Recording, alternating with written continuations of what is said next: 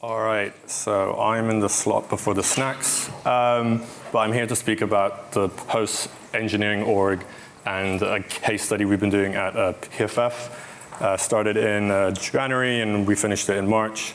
PFF is a sports data company. We help NFL and NCAA teams figure out what they should be doing, and we also have a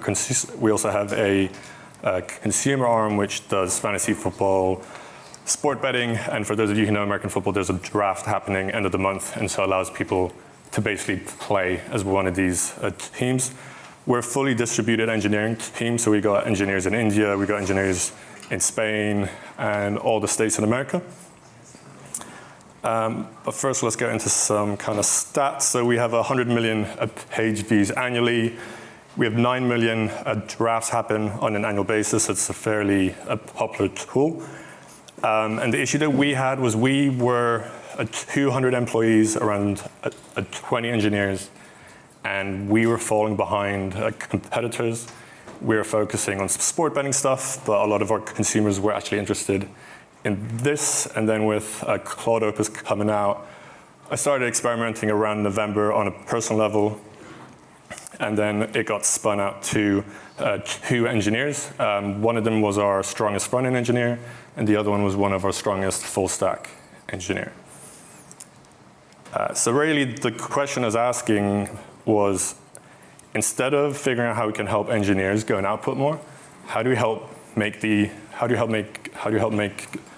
agents quicker, right? So I think if we all think historically software engineering, you got the Agile manifesto, software craftsmanship. You've got a lot of good perks and benefits for engineers, from foosball tables to sleeping pods to pretty much every perk that most other industries really don't have, and it's because we're the bottleneck. And if companies are able to go and optimize for that, it gives them a lot of benefit. But now things are changing. So I just want to go straight into how the case study ended up. So we had 25 times more deploys.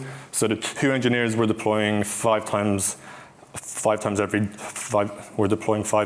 day. And the other team was a team of around 10 engineers. They're doing it pretty much one deploy every 5 days. There's a big obvious caveat here, right? Small engineering teams are always going to be quicker than the big ones. So there is an element of that multiplier that is just from it being a smaller engineering team.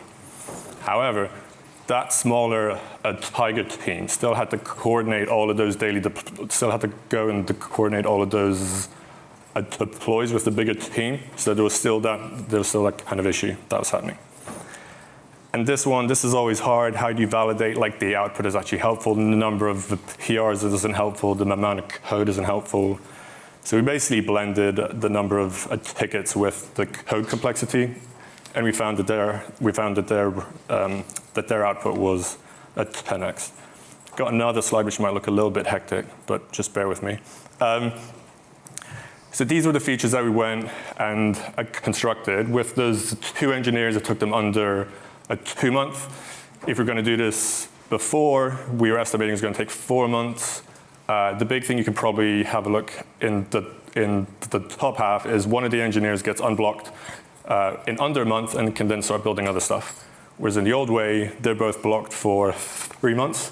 And so you get this thing where you now have a compounding increase, where it's not just faster for that stuff, but you're now able to do a lot more stuff than you were able to do before. And the one thing that I really want to go and basically go and highlight is, it doesn't matter if the output's more, it doesn't matter if the number of the deployments are higher. What really matters is basically if the customers are happy. And so we did statistically significant surveys, and the average quality score was 8.6 out of 10. What's interesting was before AI, we would probably average 7.5. So we weren't really delivering what the customers had been interested in. So Scrum did not survive. We were basically having a look not just on an engineering front and all of the delivery gains from that, but also from a process standpoint. And so no need for a project manager. We don't need to play multiple games of the telephone, and everything we were doing was optimizing to be as quick as possible. Engineers aren't the bottleneck, so we don't need to have all the old ceremonies that we had before. So what did we have? It looks pretty basic. We basically had huddles. So those huddles were basically every other day. They'd be like half an hour, maybe an hour. You'd have the engineers, someone from product, someone from the design team, and you would speak about the things you've been building the last couple of days. You get instant feedback. We were trying to deploy to production as fast as possible in an MVP state and getting as much feedback as possible also. And that development flow is, we have a spec. I think most of us are probably fairly familiar around this, but we get the agent to go and interview us. We get feedback on that spec, and then we make a lightweight design document. That's done by the agent, so we have like a skill. And the nice thing about that is it analyzes how we've done all the LDDs before. And so anything that we're building is in the same kind of ethos as everything else that's been built. So it's not a Claude code, it's not like a Claude code specific kind of thing. And then those LDDs, they get distributed and we get feedback from all of the engineers. And then at that stage, we automatically create all the tickets and then the PRs after that. So sprint planning, we don't have sprint planning anymore because we don't need to have an hour going and basically estimating tickets because those estimations don't really make any difference. Something we're not doing at the moment, but we will probably have to do once the subsidization of tokens ends is we'll probably have to go and estimate the token expenditure to go see if we want to actually spend this amount of money on it. The daily stand-ups we don't have to do because all these tickets get auto-updated. That is specific to the status of the PR. So if the PR is open, it goes auto in progress. If it goes into review, it updates it. If it gets merged, it gets closed. These things were obviously manageable to do before, but it's all been made a little bit easier. Sprint refinement we don't need to do because that happens in the spec and the LDD flow. And then when we automatically create all of the tickets, we structure it in a manner so the tickets are made so none of them are blocking each other. And if there are ones that are blocking each other, that information is flagged up and highlighted. And retrospective, this one might be a little controversial, but we rely on the customer satisfaction, the customer survey. That's the main thing, really. And then you got the normal development metrics like the deployment frequency. We ask all of our engineers to really flag when there is an issue, to flag it immediately, and to, instead of hanging on until the end of the sprint, to go and flag that issue, where sometimes I think all of us have probably felt that our feedback hasn't really been heard because it's been a sprint before. Oh, sorry. So how do we start? You got to pick the engineers which have the best system and knowledge. And I think every engineering team probably has one or multiple engineers where if anyone ever gets kind of stuck or hung up on anything, they're like, you should speak to them, they'll be able to sort it out. The other one is you should go slowly. So there is an appetite to give everyone all the coding assistance and open it all up, but I think with this you want a slow phased approach. And then you should experiment in non-critical systems. So that's what I did in the November and in like the 2 months before the case study. I was making small proof of concept features, going and pushing it to production. Didn't really get much traction, so if there was a bug or a mistake, it didn't really matter. And then we moved it to the thing which gets 100 million page views after that. The big thing here, though, is not everyone can drive a sports car, and that's all right. That's not a big issue, but I think everyone needs to be a little bit honest around the engineering org and the engineering team. And this new era is going to be hard for a few engineers. And I think the type of engineer that will really strive is one who is curious. It's the engineer who, if they haven't figured it out, they're going to spend a bit of time just figuring out how something's been built. They'll be able to smash this easily. The old style of engineer, which needs something really prescriptive as a spec, I think they're going to struggle. So in the engineering side of things, you need verifiable deterministic tasks. I think a bunch of people have spoken about this today. This ranges from everything from all the different types of tests, but there's also things which are specific for your product or your org. So for us, it's feature flag because we do a trunk-based development, or it could be generating the interactive elements, generating the analytics for the interactive elements.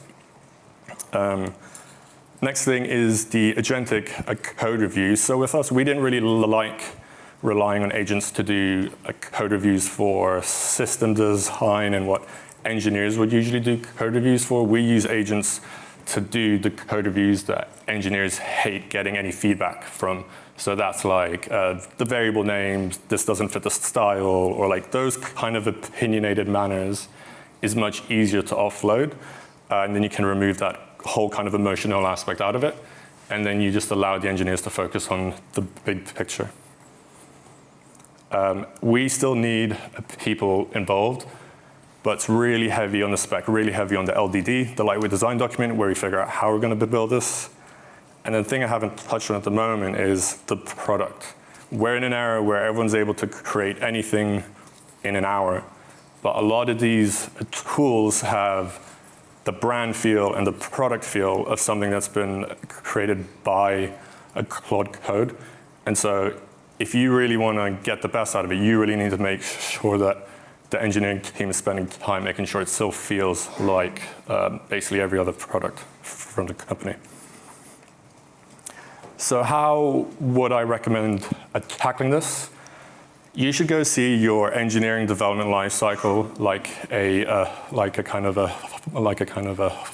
factory. So you should think you're in a factory. How do you break that up into each small composable element? So in a car factory, there's one thing which is building a door, another one fitting a steering wheel. The exact same thing happens for engineering, right? So you have the branch name, you've got creating feature flags for trunk-based development, you've got if you build APIs with a specific software design, a pattern, you should abstract that into a composable skill. The one thing I would flag is I'm not a big fan of consuming other people's skills if they have strong software kind of opinions that are in contrast to the engineering org, because you're just going to kind of end up in issues. So you just need to make sure that any skills that are getting composed are still kind of matching. And yeah, this is just at the moment, pretty much everything is fully autonomous from the Spec LDD ticket, from the PR. We have a QA process also. So what happens is whenever we merge a PR, it automatically deploys onto staging. When the deployment on staging has happened, we will spin up a QA agent, which has a look at all of the tickets that have happened, has a look at the acceptance criteria, and it will go and then a QA against that. And then if everything's passed, I mean, great. And then if everything hasn't, it will flag what those items are. And the bit we haven't gone and done at the moment, but I'm aiming in the next a couple months, is to then have an agent have a look at those tickets, find out where the acceptance criteria hasn't happened, and then automatically create the PRs. And so then you get into this flow where agents can basically self-heal. And the cool thing about that is it lets us do multiple things in a parallel, because we're now in a position where we basically trust agents as well. Where do we still use people? I mean, I've experienced this, but they do like to use shortcuts. So got to make sure the security side of things is behaving. A product feel, I spoke about that a little bit earlier. And then the scale and engineering complexity for task. The LDD is really meant to help on this. So I think we've all experienced where it'll make 1,000 lines of code or over-engineer something. If you're really prescriptive on that engineering document at the start, you can really prevent that from happening. So what things should you go and aim for? You should start with boring, repetitive tasks, ideally things engineers hate, because you're going to get the most amount of buy-in from that. Remove as much redundant process as possible. And I know it can be strange when you've been doing something for like 2 decades plus to just chuck it all out, but I would ask you, what is the purpose of this meeting? What's the purpose of this process? Is it just because everyone else has been going into doing it before, or is it because it actually helps out? Make sure your team's a personal kind of engineering culture and the patterns are encoded in skills. So if there are software design patterns that you really do, so for us, whenever we build an API, we focus on the service repository pattern. Make sure your guardrails are fully functional before you get into an autonomous flow, and you should start out with the best engineers. Things you should not do is to try and onboard everyone at the exact same time. I think a big reason why a lot of these things haven't really panned out is because we've given everyone a Claude Code codex and given the demo hackathon and like, sweet, we've done everything. They should now be able to sort it all out. It's just not that easy. Every engineering org is completely different, and every engineering org's style is really different. And you just need to go and have a slow-phased approach to make sure that transition is happening smoothly. And that's why I think those small companies are at a huge advantage over the big enterprise companies, because it's really easy for me to scale this out when I've got 20 engineers. It's really hard for me to scale this out if I was in charge of 100, or if I was in charge of 1,000 engineers, or if I was in charge of 10,000 engineers. So, but you don't want to be too shy. You don't want to be too conservative, because the fact is that there's a lot of other companies that are going full speed.